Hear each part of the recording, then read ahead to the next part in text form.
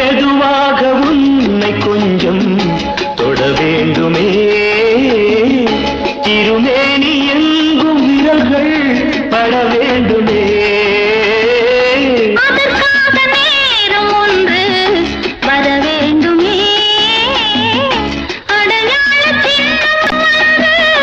தர வேண்டுமே இரு தோளிலும் மணமாலைகள் கொண்டாடும் காலம் என்று கூடும் என்று தவிக்கின்ற தவிப்பெண்டவோ என் கண்மணி